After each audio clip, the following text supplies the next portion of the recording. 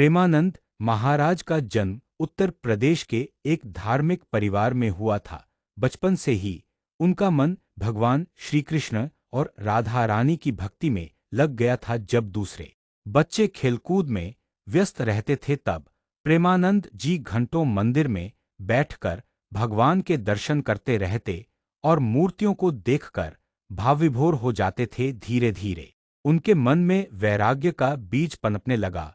उन्होंने छोटी उम्र में ही ये निश्चय कर लिया कि उन्हें संसार के मोह माया में नहीं बल्कि भक्ति और साधना के मार्ग पर चलना है। उन्होंने घर त्याग दिया और सीधे वृंदावन की ओर प्रस्थान किया, जहां पहुंचकर उन्होंने कई संतों की सेवा की और श्रीमद् भागवत, श्री रामचरितमानस, श्रीमद् भगवद गीता जैसे पवित्र ग्रंथों का अध्ययन किया। उन्होंने अपने जीवन को श्री राधा कृष्ण की सेवा में समर्पित कर दिया।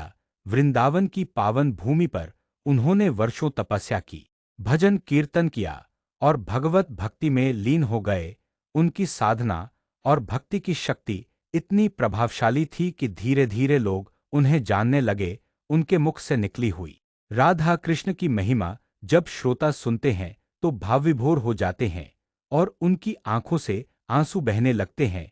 उनकी वाणी में ऐसा माधुर्य और प्रेम है कि वो सीधे दिल को छूती है। प्रेमानंद महाराज ने अपने जीवन को केवल कथा वाचन और भक्ति प्रचार में नहीं लगाया, बल्कि उन्होंने लोगों को जीवन जीने की कला भी सिखाई है। वे हमेशा यही कहते हैं कि इस कलयुग में हरिनाम संकीर्तन ही एकमात्र साधन है जिससे जीव मोक्ष की ओर बढ़ सकता है।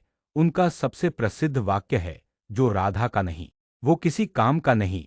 वे स्वयं अत्यंत सरल और संयमी जीवन जीते हैं। ना किसी भौतिक वस्तु का मोह है, ना प्रसिद्धि की चाह। वे जमीन पर सोते हैं, साधारण वस्त्र पहनते हैं और केवल भगवान का प्रसाद ही ग्रहण करते हैं। आज हजारों लाखों लोग उनकी शरण में आते हैं।